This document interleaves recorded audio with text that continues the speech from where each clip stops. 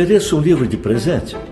Sugerimos a obra Minhas Memórias Alheias, do professor Celso Martins. Com bom humor e sabedoria, o autor comenta fatos do movimento espírita e revela detalhes dos principais divulgadores da doutrina de Kardec. Os pedidos podem ser feitos pelos telefones 021 2224 1060 ou 2224 0726. Os livros serão entregues pelos Correios ou podem também ser adquiridos na loja do ICEL, Rua dos Inválidos, 182, segundo andar.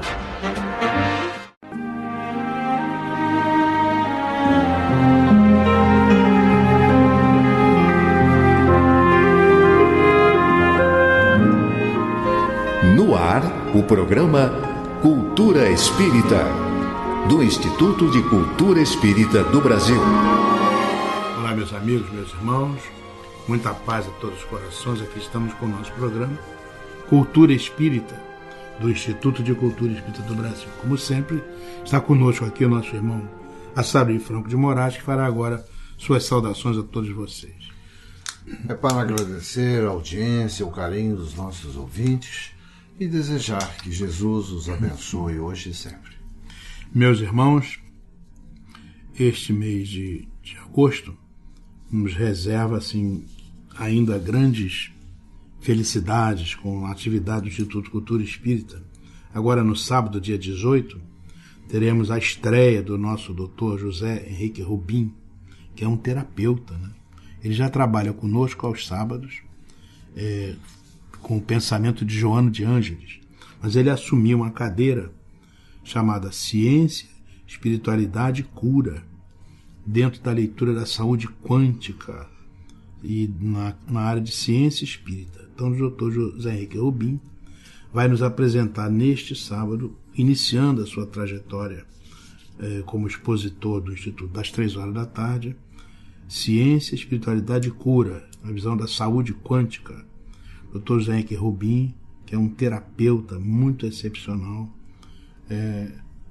com um trabalho, ele é médico, né? Um trabalho muito bom que ele já faz no interior do estado do Rio de Janeiro, dirige inclusive uma instituição espírita muito importante lá em Friburgo, de maneira que vamos prestigiar o Dr.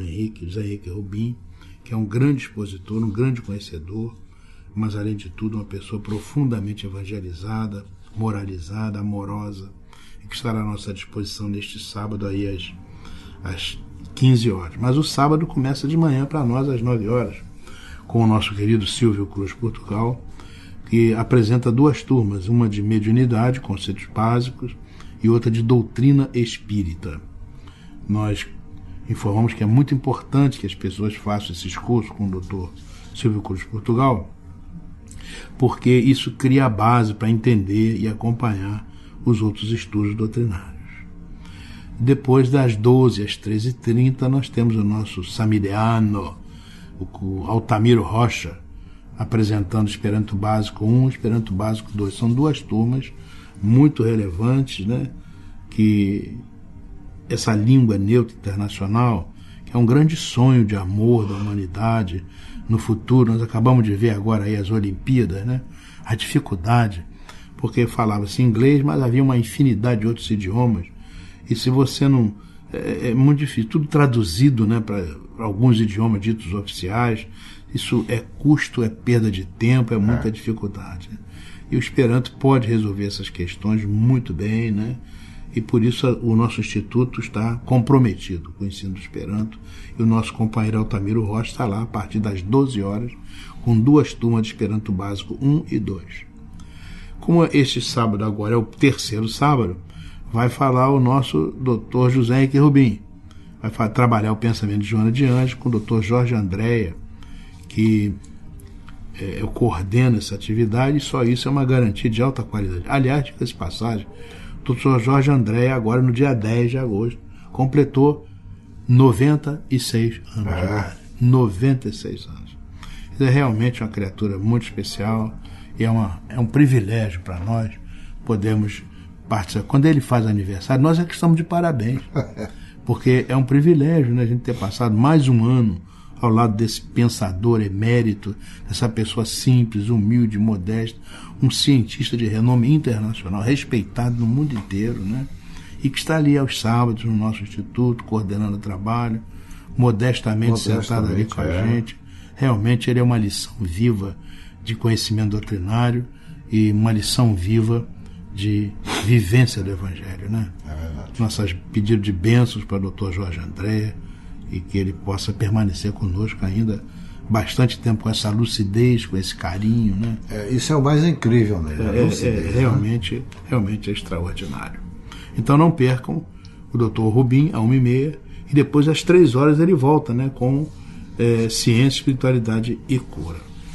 O nosso Açaí, como sempre, reserva aqui um grande vulto, né, do movimento espírita, e hoje ele trouxe aí um estrangeiro, né? Madeiro, muito conhecido, né? Fala um pouquinho dele, Açaí, por favor. O Madeiro, ele faz parte de uma geração que floresceu no México. Na verdade, o envolvimento do Francisco Indalécio Madeiro foi lá no México, mas ele nasceu numa família de recursos. Ele nasceu no interior do México, no estado de Coahuila. Os pais dele eram pessoas que tinham posses, né? Tinham uma boa posição social, econômica, os irmãos dele também. E ele então começou a estudar lá na fazenda onde ele nasceu, lá no interior do México, né? E ali ele aprendeu a ler, a escrever, né? E foi para um colégio chamado San Juan, onde ele aprendeu, desenvolveu mais os conhecimentos dele através do ensino com os jesuítas. Quando ele já estava com 13 anos, ele deixou a cidade onde ele vivia e foi para o estado de Maryland, em Edinburgh, no colégio Mount St. Mary, nos Estados Unidos. E ali ele ficou por 3 anos. Então, ali ele começou, César, uma formação mais, eu diria, cosmopolita, né? Ele foi para outro país, aprendeu outra língua, viu outra cultura, e por ali ele ficou durante 3 anos. Devido às posses da família dele, ele então desenvolveu ainda mais o seu trabalho indo para Paris. E lá então ele também ficou por cerca de 3 anos, e ele então ali ele foi aprender a trabalhar com comércio, né? Escola de comércio, como se dizia naquela época. Hoje em dia nós chamaríamos de escola de administração de empresas e tal, mas ali naquele tempo eles falavam escola de comércio. Durante esse tempo todo que ele ficou, né, ele lá em Paris principalmente, ele teve a oportunidade de ler a Revue Spirit, que é a revista espírita de Allan Kardec, né, que era editada pela Sociedade Parisiense de Estudos Espíritas. E, curiosamente, o pai dele, lá no México, era assinante dessa revista também. Então, ele foi tomar conhecimento do espiritismo na França, mas, ao mesmo tempo, lá na terra dele, na família dele, eles também estavam se introduzindo. Isso mostra aquilo que o espiritismo ensina das afinidades no núcleo familiar. É verdade. Ele tinha uma grande ânsia de aprender, o Madeiro. Ele era uma pessoa envolvida em todos os processos sociais, ele participou muito da vida cultural da França, ele fez amizades, e teve uma amizade em particular que ele fez, que marcou a sua vida de moral e ética, que foi exatamente com Leon Denis. Isso. E ele acabou traduzindo o livro depois da morte do Leon Denis, ele passou do francês para o espanhol, né? E essa foi uma das grandes contribuições que ele fez para o desenvolvimento e para o entendimento da filosofia, da ciência, da religião espírita lá no México. Agora, o Madeiro, ele tinha, por ele ter dinheiro e por ele ter vivenciado a Cidade Luz e por ele ter tido toda essa formação cosmopolita, ele mesmo confessava que, embora ele estivesse, digamos assim, interessado nas coisas do espiritismo e principalmente no desenvolvimento da sua ética, né, do seu comportamento moral e tudo mais, ele tinha uma honestidade tão grande que ele confessava que era muito difícil para ele manter a sua moral. Uhum. A ética ele ainda administrava com regularidade, mas o ponto de vista moral, então ele gostava de folia, de farra, de festas e dessas coisas todas. Ele tinha esse lado que era uma coisa, era um pendor que ele tinha consciência, e ele lutava muito por controlar, né, por poder administrar. Agora, por outro lado, exatamente devido a essa veia, a essa versatilidade mental que ele tinha, ele também começou, além das práticas mediúnicas, oração, porque ele tinha também uma coisa muito interessante, que ele tinha um pendor para a medicina. Ele nunca foi médico, mas ele fez cursos de homeopatia, ele fez cursos de magnetismo, né? Seguindo aquela orientação de Mesmer já, que existia na Europa. E ele, então, ali, junto ao movimento espírita, ele receitava remédios, como médium, né? Ele simplesmente, como médium, ele se capacitou para entender o que os espíritos, dentro da homeopatia, queriam prescrever, né? E também dava passas e tal. Ele tinha, de todas as formas, um problema para poder superar a sua moral, e ele conseguiu, de uma certa forma, fazer isso. Agora, essa abertura mental que ele tinha também fez com que ele se preocupasse com os problemas políticos e sociais do México. E a tal ponto ele fez isso que ele acabou se envolvendo com a política, e ele foi, então, acabou sendo indicado para a presidência da República, porque ele era um firme e contumaz crítico de toda uma situação de deterioração social, moral, de costumes que havia no México, principalmente na sua política, né? Ele disputou as eleições, né, na época, com o Porfírio Dias, que acabou depois sendo eleito. O Porfírio Dias era um general. E quando ele foi eleito, os seus adversários não aceitaram isso, foi provocado um golpe de Estado, o Madero foi preso, julgado e foi executado, fuzilado. Então esse fato ficou muito marcante. Ele tinha 40 anos, né? Depois dele ter escrito livros orientando a juventude espírita, um manual para os espíritas, tudo isso através da leitura que ele fazia da Revista Espírita, né? Mas ele, no movimento político, mas ele deixou uma marca. E Madero é até hoje lembrado no México como um símbolo de resistência e um símbolo de atuação política pelo lado bom, pelo lado positivo, né? Então essa fica a lembrança de um espírita de outras terras e que foi vítima da sua própria necessidade de estender a ética e a moral para os costumes do seu país. A gente vê, né? Ele foi a Paris, aprendeu o espiritismo na fonte, né? Ele esteve com Leon Denis, voltou para sua terra para ser o mensageiro do espiritismo. Exatamente. E a gente sabe como é difícil, até hoje, como é difícil o movimento espírita no México, que é muito impregnado daquelas coisas de voodoo, né? Aquelas coisas que tem muito lá na América Central. E ainda hoje, né, os denodados ceareiros estão lá batalhando para colocar na sua limpidez e pureza a doutrina espírita, e é um trabalho muito forte. Imaginamos então na época como era do nosso Madero. Então fica aqui a nossa homenagem a esse espírito, né, pedindo a Jesus que o abençoe. E certamente é um missionário que vem trazer para a América, né, a mensagem da doutrina espírita. Vamos ao nosso intervalo e logo retornamos. Instituto de Cultura Espírita do Brasil.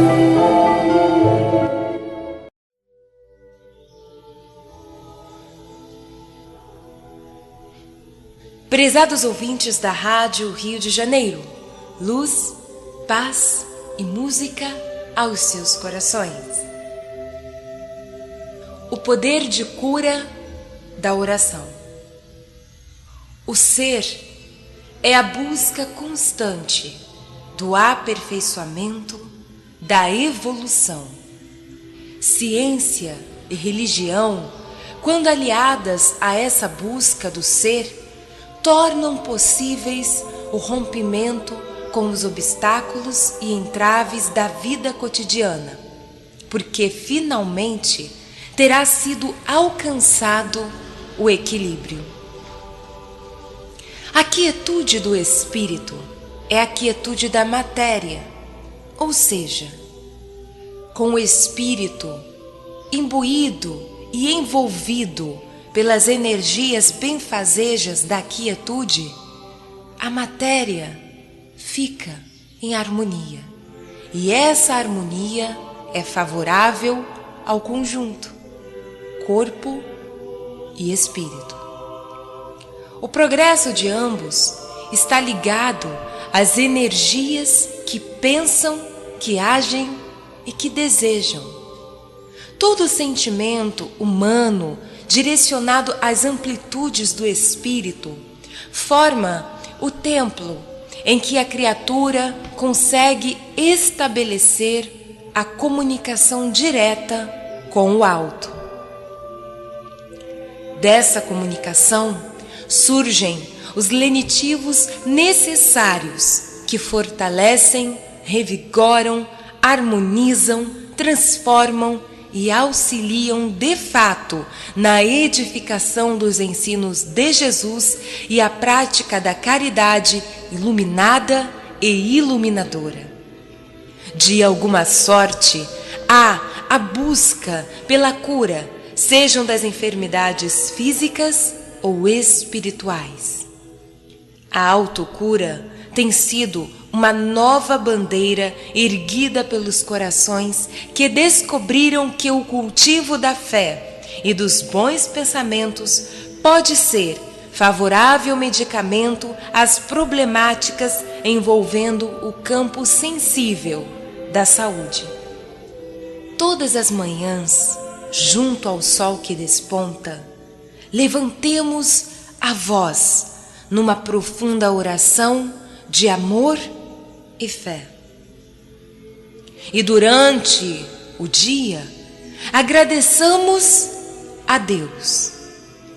Aos poucos, vamos restabelecendo a tranquilidade que se espalha através da circulação sanguínea distribuída a todos os demais órgãos do corpo físico e da mente, donde frutificará a energia vital que nos encaminhará ao progresso e à melhora, que se transforma inegavelmente na tão sonhada cura.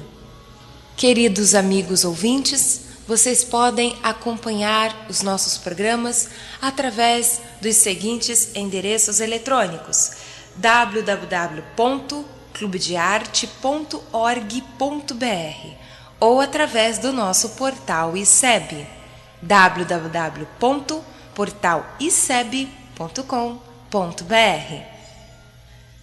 Vamos ao nosso número musical do dia de hoje, envolvendo a todos vocês nessas vibrações das orações que curam. As orações que curam as nossas mentes, as nossas almas e, consequentemente, que conseguem também curar a nossa matéria, para que possamos cumprir de fato a tarefa a qual estamos aqui no plano Terra para desempenhar.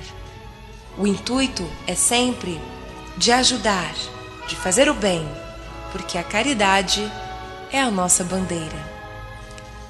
Na sequência, continuem na companhia desse programa, o programa de Cultura Espírita, o programa ICEB, do Instituto de Cultura Espírita do Brasil. Muita luz, muita paz e muita música sempre aos seus corações.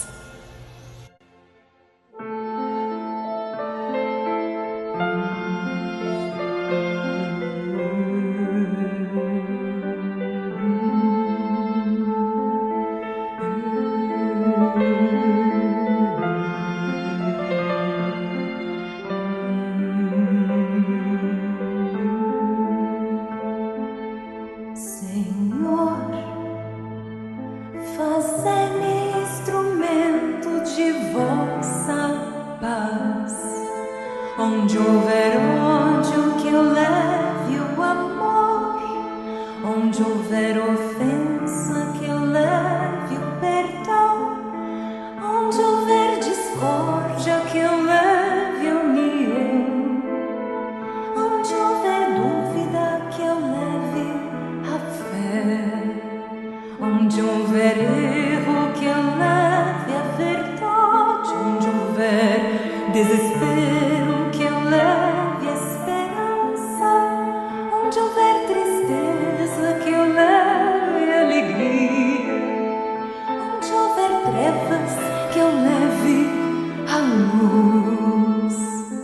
Ó Mestre, fazei com que eu procure mais consolar que ser consolado, compreender que ser compreendido, amar que ser amado, pois é dando que se recebe, é perdoando que se é perdoado, e é morrendo que se vive para a vida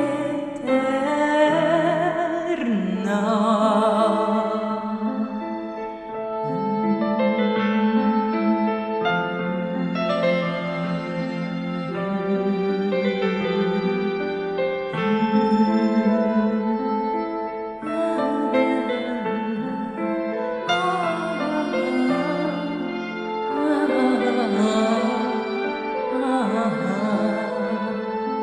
Ó Mestre, fazei com que eu procure mais consolar que ser consolado, compreender que ser compreendido, amar que ser amado, pois é dando que se recebe, é perdoando que se é perdoado, e é morrendo que se vive para a vida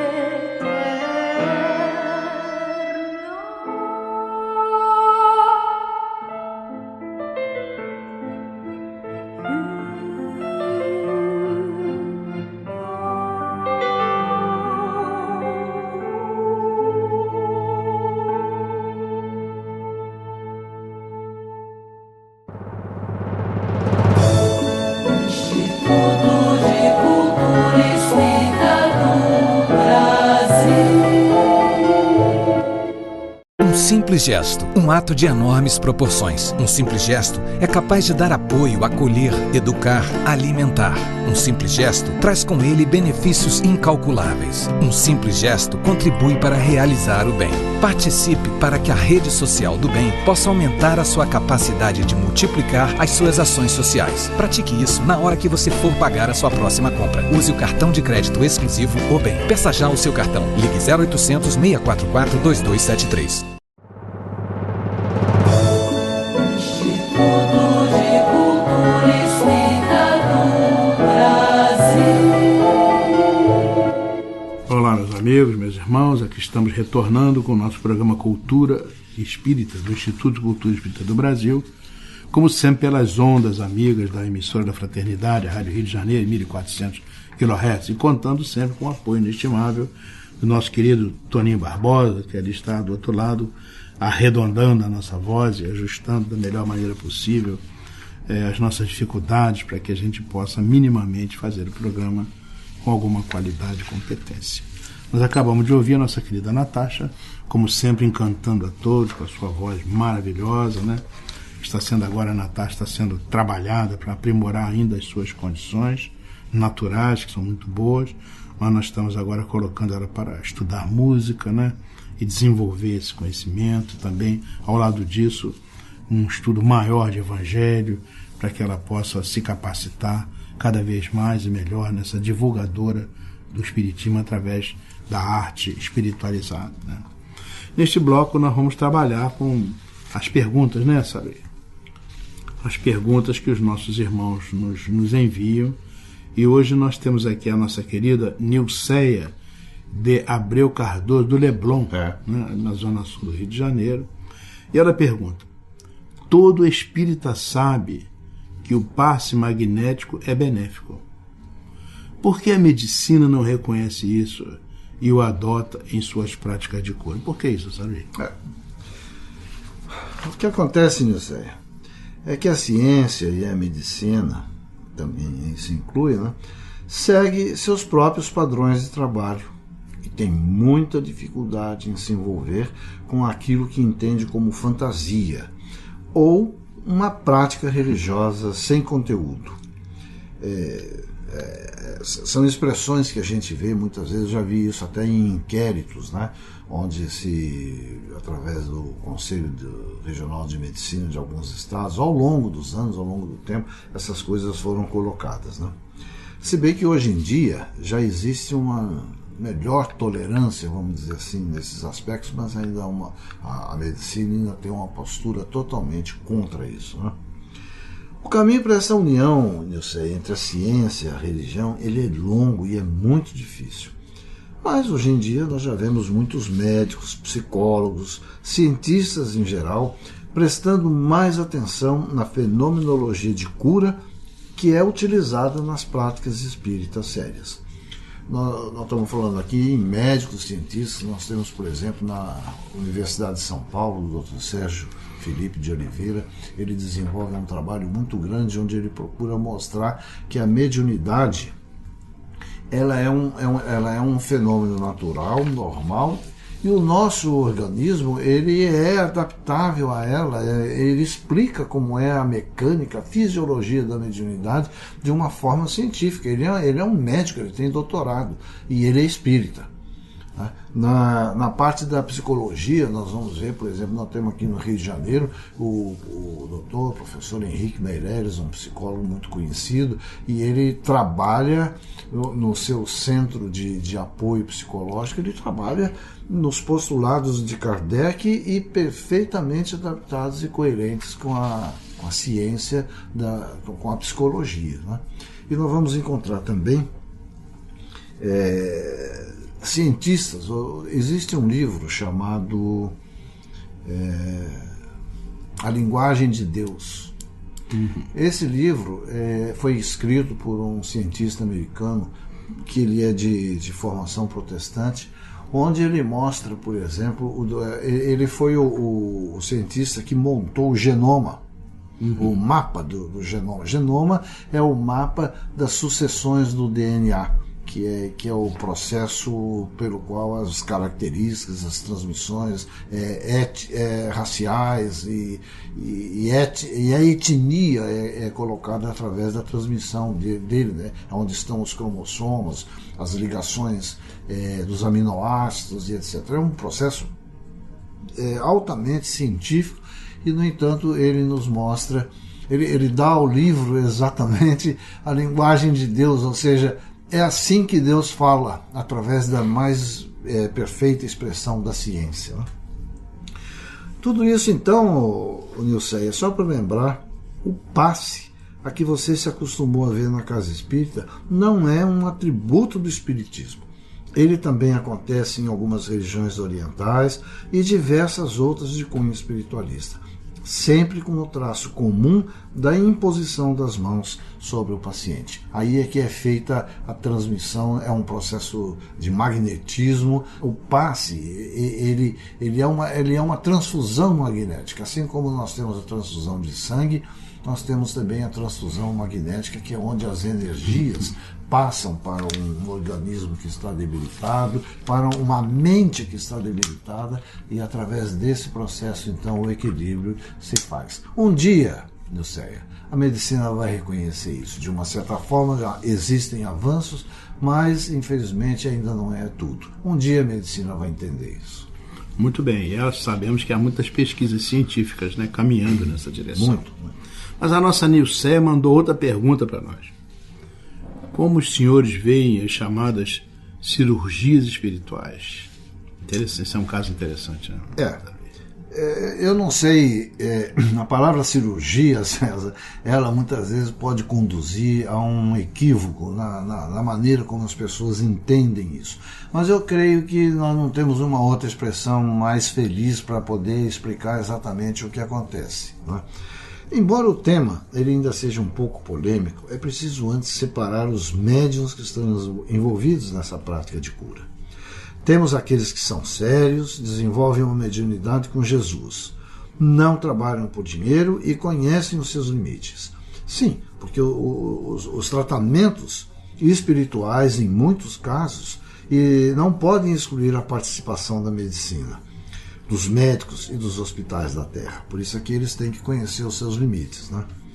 Na verdade, é uma interação entre os dois processos de cura que se integram para proporcionar o bem às pessoas.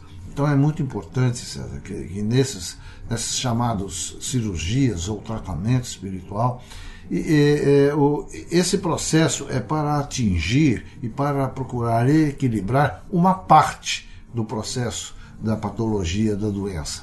Agora, isso não prescinde da necessidade e da importância dos médicos, né, da Terra, do tratamento nos hospitais, dos tratamentos em si, porque, na verdade, eles não são exclusivos, eles são complementares, tanto um quanto o outro.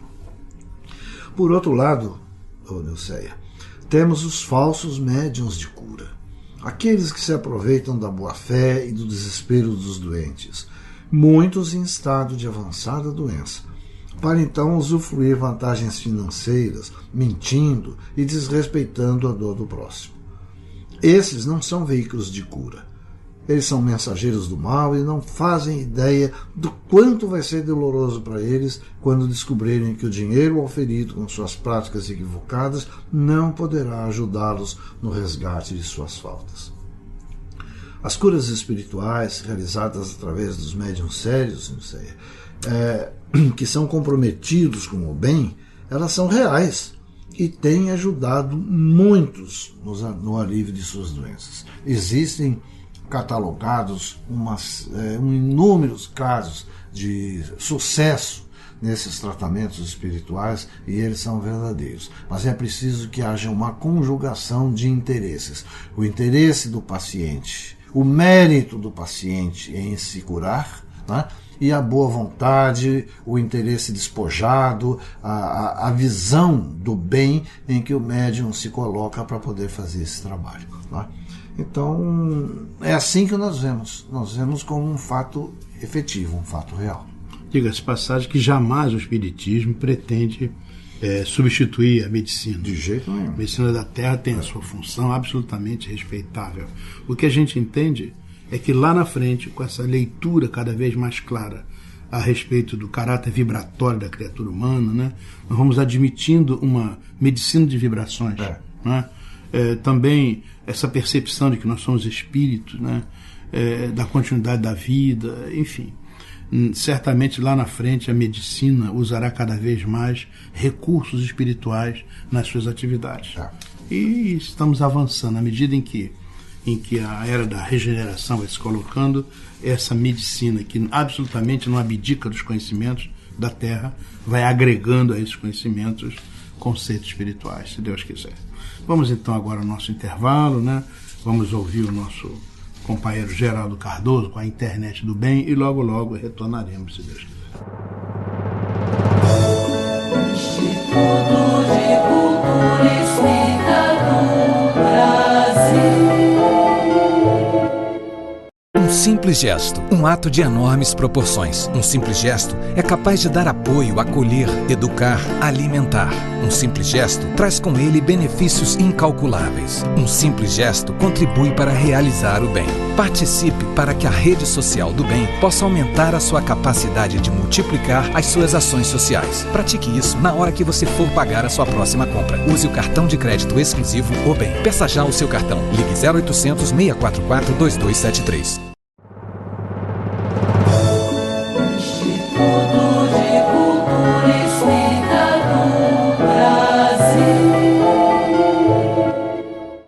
Meus amigos, vamos apresentar um texto de Satya Sai Baba.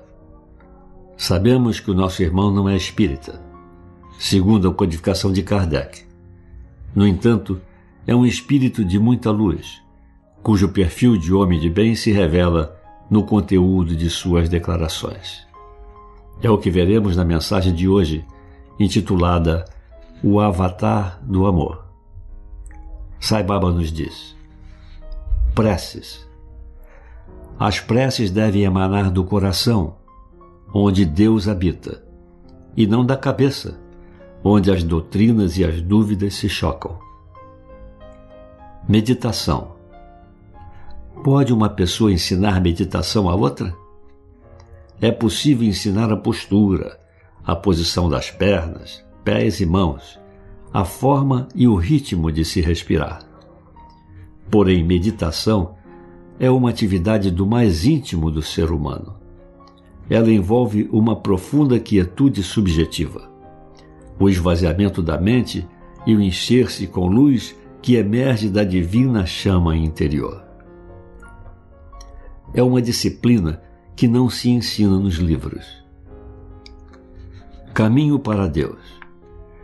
Todos estamos trilhando o caminho para Deus, mas alguns têm mais consciência dessa viagem do que outros. Alguns vagam numa corrente preguiçosa, enquanto outros se lançam ao seu destino como que guiados por uma bússola. Começar. Como começar? Se você alguma vez contemplou com deslumbramento uma noite estrelada, ou se maravilhou com o milagre de uma flor silvestre, você já começou a meditar. Já começou a caminhar. Graça divina. A graça de Deus é concedida a cada devoto conforme o nível de sua consciência espiritual. O oceano é vasto e limitado, mas a quantidade de água que você pode pegar dele é determinada pelo tamanho do recipiente que você leva até a orla. Abra o seu coração, libertando-se das diferenças restritas, e assim reconheça a verdade de que o divino habita em todos. Se o recipiente for pequeno, você não pode enchê-lo além de sua capacidade limitada. Do mesmo modo, se o seu coração estiver contraído, a graça divina será igualmente limitada. Repetimos: abra o seu coração, libertando-se das diferenças restritas, e assim reconheça a verdade de que o divino habita em todos. Alegria e paz. Se os homens conhecessem o caminho para a alegria e a paz permanentes, eles não vagariam distraídos pelas alamedas do prazer sensual. Da mesma maneira como a alegria sentida nos sonhos desaparece quando você desperta, a alegria sentida quando você está acordado também desaparece quando você desperta para a consciência mais elevada. Faça o melhor uso do momento presente para se tornar consciente da divindade latente em tudo. Quando morrer, você não deve morrer como um animal ou um verme, mas como um homem que percebeu que é um servo de Deus. Divindade. Tudo é divino. Quando você está seguro da sua centelha divina, isto é, centelha de Deus que existe em você, certamente também reconhecerá o valor da centelha divina que existe no seu próximo. Amor. O amor não age com interesse. O egoísmo é a ausência de amor. O amor vive de dar e perdoar. O egoísmo vive de tomar e revidar. Palavras. As palavras possuem enorme poder. Elas podem incitar emoções e podem acalmá-las. Elas comandam, enfurecem, revelam e confundem. São forças poderosas que trazem à tona grandes reservas de energia e sabedoria. Tenha, portanto, fé no nome do Senhor e repita-o sempre que puder. Caminhe para Deus. Comece o dia com amor. Viva o dia com amor. Termine o dia com amor. Este é o caminho para Deus.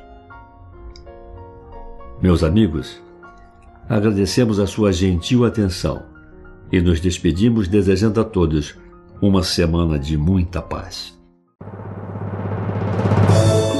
Instituto de Cultura Espírita do Brasil.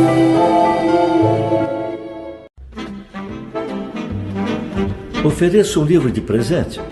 Sugerimos a obra Minhas Memórias Alheias, do professor Celso Martins. Com bom humor e sabedoria, o autor comenta fatos do movimento espírita e revela detalhes dos principais divulgadores da doutrina de Kardec. Os pedidos podem ser feitos pelos telefones 021-2224-1060 ou 2224-0726. Os livros serão entregues pelos Correios ou podem também ser adquiridos na loja do ICEB, Rua dos Inválidos, 182, segundo andar.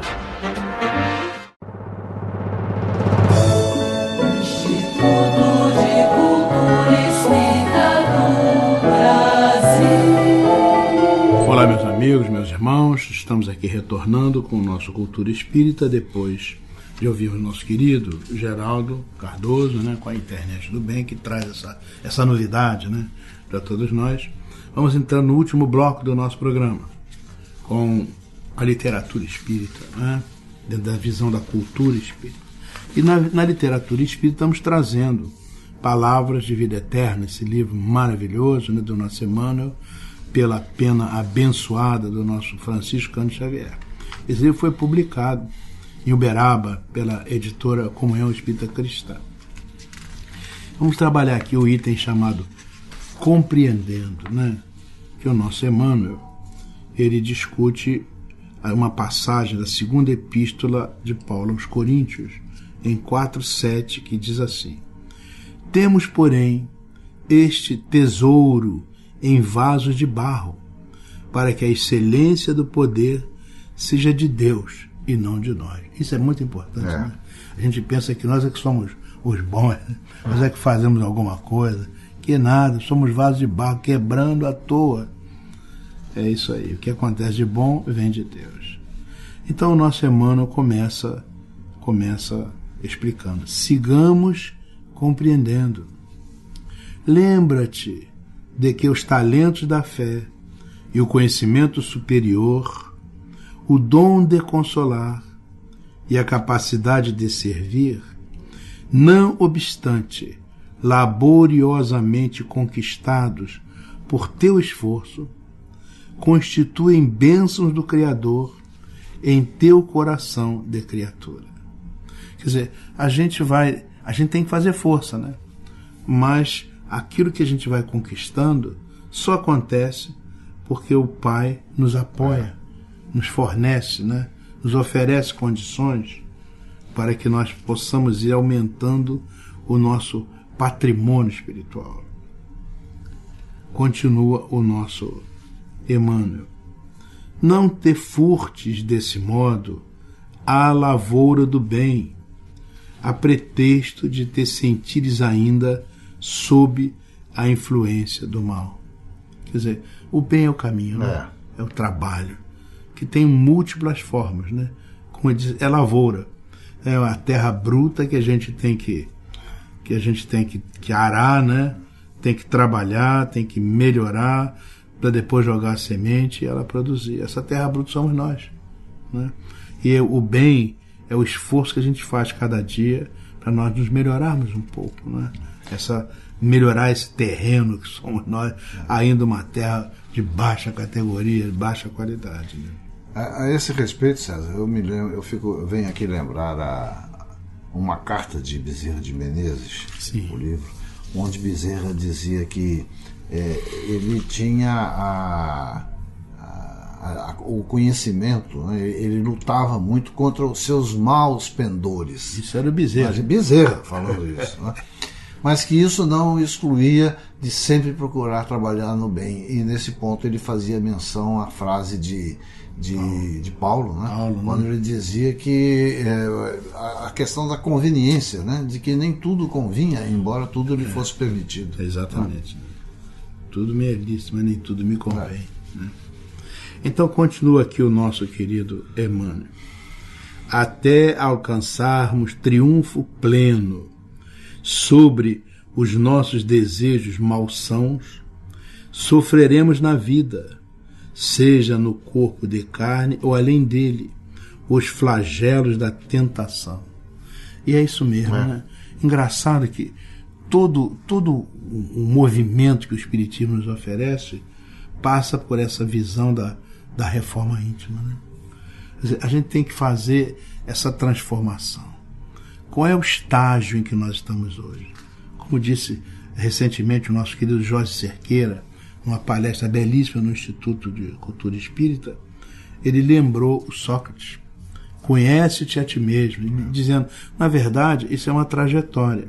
Você tem que saber onde é que você está, porque nós todos estamos indicados para alcançar, no limite superior da progressão evolutiva, alcançar aquela condição de espíritos puros, não é isso?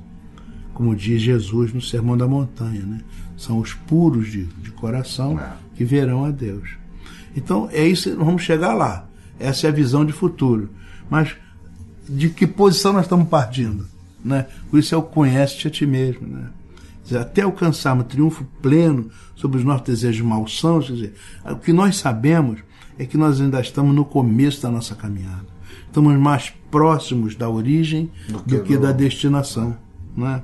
Então, a gente tem que entender isso. Nós não, absolutamente estamos muito longe da condição de criaturas boas. Né? Lembra? Jesus falou, bom é o Pai. Jesus falou isso. Me chamas de bom? Bom é o Pai. Quer dizer, imagina a gente, né? Tem que ter isso claro. E as tentações, porque nós somos muito, muito frágeis, as tentações acontecem e vão acontecer. E aí o nosso Emmanuel faz uma pequena lista, né? Tentação da luxúria. Olha, está aí à volta essa questão da sexualidade, né? Desarrumada, mas isso está por toda parte. Isso cria um cenário que favorece a luxúria, né? E o pior, as coisas são colocadas hoje em dia de tal forma que os meios de comunicação transformam isso como se fosse uma coisa natural. Normal. Então vale tudo, né? Então é muito, muito impressionante. Inclusive o programa fantástico da televisão, né? É um programa de muita audiência, agora coloca a hora do beijo. Né? Então beija-se. Nos estádios, como né? se fosse a coisa mais simples, comum, natural do mundo, formidável, e vai por aí afora. Bom, é a tentação da luxúria. Né? A outra tentação que ele coloca é a da vingança. É interessante, né? Isso contraria aquilo que Jesus ensinou. Antigamente era pena de italiano, olho por olho, dente por dente. Agora a gente tem que aceitar, tolerar, compreender. A vingança está sendo associada ao orgulho, né? Quero me vingar, a vaidade, né? Aquela coisa de que eu sou mais forte, sou mais poderoso. Território invadido, né? Então não dá. Tem que retaliar. Mas a tentação está aí, porque o nosso orgulho certamente ainda é muito forte, né? A outra é a tentação da cobiça. A gente quer dinheiro, quer posição social, quer poder, quer prestígio, quer cobiçar as coisas, né, que estão aí à volta, e acaba transformando a nossa vida numa luta insana, né, para a conquista desses bens materiais, e é complicado. Não vamos pensar que a gente é espírita e a gente está livre dessas tentações. Nós estamos muito longe de um estágio de bondade efetiva. Por isso as tentações existem e vão acontecer. Outra tentação terrível é da crueldade, né? Então a gente até tem um certo... Não sei, a mídia também trabalha muito isso, né? Aparece muita tortura, né? A violência. Aparece a violência, né? E as pessoas... Parece até que existem certos programas de televisão, por exemplo, que mostram muito isso, dizendo que é engraçado, né? Então a pessoa leva tombo, a pessoa escorrega, a pessoa cai, a pessoa se machuca, então, sabe, e cai na lama, vomita em cima. A gente vê muito isso, é terrível. E a pessoa, todo mundo ri, acha graça, e vai ser a crueldade. E a gente fica achando engraçadinho, bonitinho, é diversão. Olha, meu Deus do céu. Isso é uma coisa, mostra o primarismo, né? Uma outra coisa que agora está sendo mais combatida, mas que era vista com naturalidade, era o bullying. Mas é isso, né? Isso é uma forma de bullying, né? A gente achar bonitinho, engraçadinho, que é isso, não é? Então, continua o nosso irmão. Tentações de todos os matizes que emergem do poço de nossos impulsos instintivos que ainda não foram dominados, né? Quer dizer, na verdade, essas tentações são respostas, né? São ressonâncias, como dentro de nós tem maldade, sexualidade exagerada, né? Ambição, essas coisas estão dentro da gente. à nossa volta cria-se um clima que favorece esse tipo de ligação vibratória. Daí tem que tomar cuidado com esses nossos impulsos. Então diz o nosso Emmanuel: se a tentação, contudo, nasce de nós, a flama da educação e do aprimoramento vem de Deus, conduzindo-nos para a esfera superior. A gente costuma dizer que Deus é como se fosse um imã, né? Está nos atraindo para Ele, né? Durante todo o tempo nós estamos sendo atraídos para Ele. Mas Deus é a pureza absoluta, a perfeição integral, o amor total, né? Enquanto a gente coloca obstáculos nisso, essa atração é dificultada, mas ela não deixa de existir. É verdade. Isso é a misericórdia de Deus, né? Nos atraindo. Nós fomos criados simples e ignorantes, mas estamos todos convocados para o grande encontro com o bem absoluto, com o amor total, com a felicidade integral, que é Deus nos atraindo para Ele. Então, se a tentação, contudo, nasce de nós, a flama da educação e do aprimoramento vem de Deus. É esse poder atrator, né? Conduzindo-nos para a esfera superior. Não te espantes assim, diz o benfeitor Emmanuel, à frente do conflito da luz e da treva em si mesmo. Quer dizer, vai acontecer, né? Quer dizer, de um lado, eu estou querendo o bem, ansiando o bem, mas, de outro lado, ainda permanecem conosco as velhas mazelas, né? Que durante milênios fizeram o nosso cortejo, o nosso séquito, né? De tentações, emoções, sofrimentos, angústias.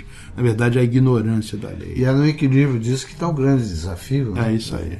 Então não te espantes à frente do conflito da luz e da treva. É interessante que Jesus fala assim: eu não vim trazer a paz, vim trazer a espada. Mas a espada está justamente aí, né? A espada é a luta, né? É a luta de nós contra nós mesmos. É o velho nós tendo que dar lugar ao novo nós, não é isso? É isso aí. E é interessante que ele chama isso de conflito. É o conflito, e é mesmo, né? Então diz Emmanuel: segue a luz e acertarás o caminho.